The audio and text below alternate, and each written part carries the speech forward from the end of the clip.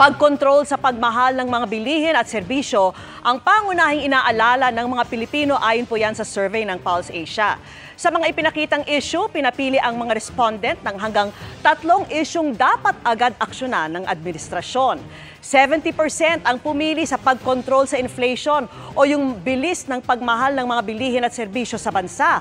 Halos dami yan ng mga sumagot sa inflation bilang urgent national concern sa December 2023 survey.